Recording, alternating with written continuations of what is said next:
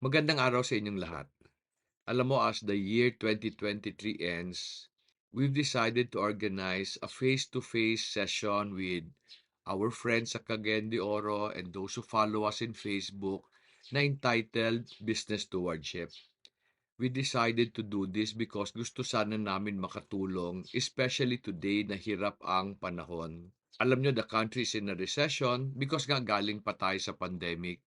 Nadagdagan pa ng giyera sa Israel and giyera sa Ukraine and Russia. So the business climate is very difficult for many people. Kami naman, we've always want to help by helping people understand kung ano ba ang pagnenegosyo. In this session, I will explain to you ano ang tamang mindset ng isang business steward.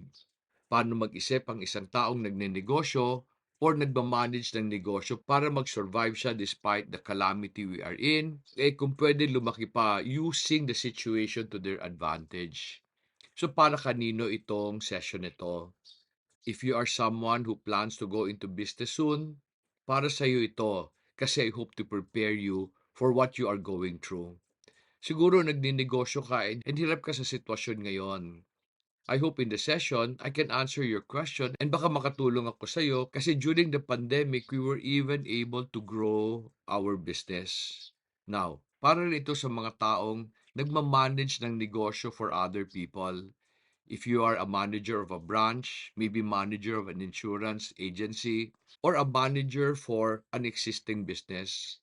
You know, business stewardship is not limited to entrepreneurs kasi lahat naman tayo nagnenegosyo. Iba lang nga lang ang form ng compensation natin. And pwede rin ito sa mga teachers ng entrepreneurship or siguro empleyado ka na gusto mong maintindihan ang pagnenegosyo or paano mag-alaga ng negosyo because someday you'd like to go into it. The event will be on December 9 sa Kape Garahe sa Dongallo Compound. You will see the complete address in the registration form. So sana samahan mo ko. That will be from 2 p.m. hanggang 5 p.m. I'm really hoping I can use my experience and the things I've learned over time to bless other people. Alam mo, as a businessman, I have gone through so many challenges and naniniwala ako, pinadaan ako ni God ng mga bagay na iyon so that I can use the wisdom that I have gained to bless people like you.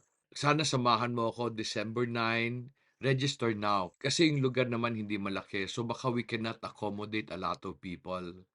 So I hope to see you then. But for the meantime, may God bless you.